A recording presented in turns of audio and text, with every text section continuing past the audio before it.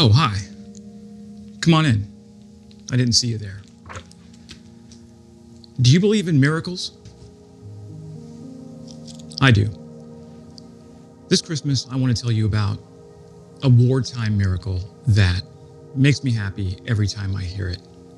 The Christmas Truce of 1914. This story, heavily mythologized at this point, is by far one of my favorite stories of the holiday season, Muppet Christmas Carol notwithstanding. It's my favorite because it's a story that reminds us of something deeply human. It shows that even in the bloodiest of circumstances, people can rise above their instincts for survival, tribalism, and unquestioning loyalty to authority. It's my favorite because it shows that miracles can still happen, even on the then increasingly secular 20th century battlefield. But what really happened that Christmas Day in 1914? And what does it tell us about the future of humanity?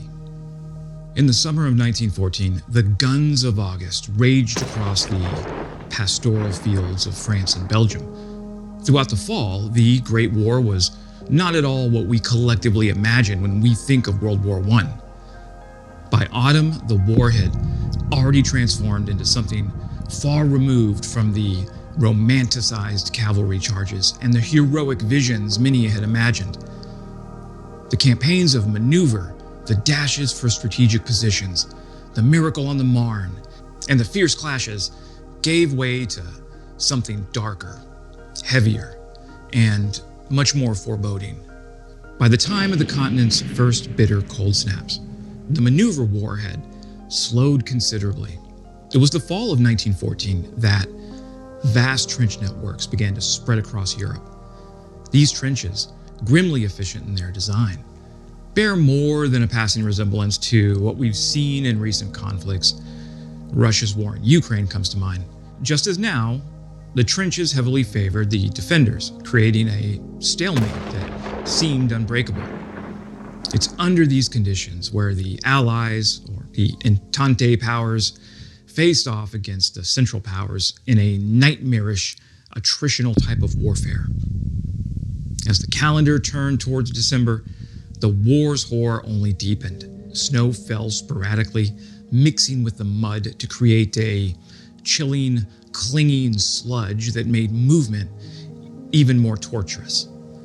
It was a battlefield locked in despair. It started on Christmas Eve. The icy sleet rain had stopped falling. A white frost had begun to form across the disparate sections of the line, which gave the appearance, at least at first glance, of Christmas snow. British soldiers on their side of no man's land, the deadly zone between combatants' trench lines, noticed that the German troops' guns had fallen silent. What happened next shocked the watching British. I can imagine the Tommies' incredulity even now, over 100 years later. What in the bloody hell is Fritz up to? It was a beautiful moonlit night. Frost on the ground, white everywhere, reported Private Albert Morin of the 2nd Queen's Regiment. About 7 or 8 in the evening, there was a lot of commotion in the German trenches, and there were these lights. I don't know what they were, and they sang. Silent Night. I shall never forget it. It was one of the highlights of my life. What a beautiful tune. The British soldiers were stunned, their initial suspicion giving way to a sense of awe.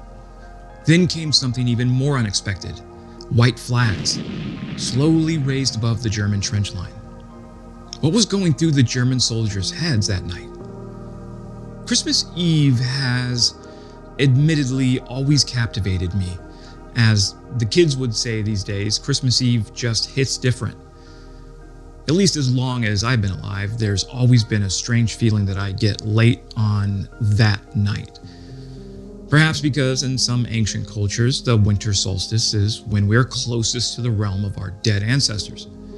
Even Charles Dickens, A Christmas Carol, had ghosts visiting our miserly protagonists.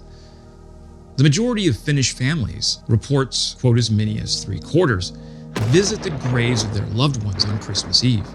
leaving candles and paying their respects to their dead loved ones. It's this strange feeling that Christmas Eve and Christmas Day somehow feel different. For whatever reason, something prompted the German soldiers to sing carols at their British enemies. Marmaduke Walkington of the London Regiment described the scene after the white flags. A German said, "Tomorrow you no shoot, we no shoot." And then Christmas morning came, and we didn't shoot, and they didn't shoot.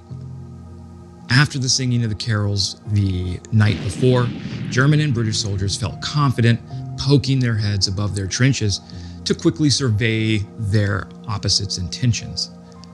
Slowly, soldiers began to congregate in the dead, open spaces between trenches. It must have been euphoric.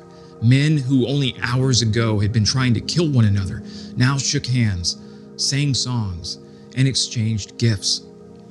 Around 100,000 British soldiers were said to have laid down their arms and engaged in the Christmas celebrations with the Germans. Corporal John Ferguson of the 2nd Seaforth Highlanders recalled the spontaneous scenes.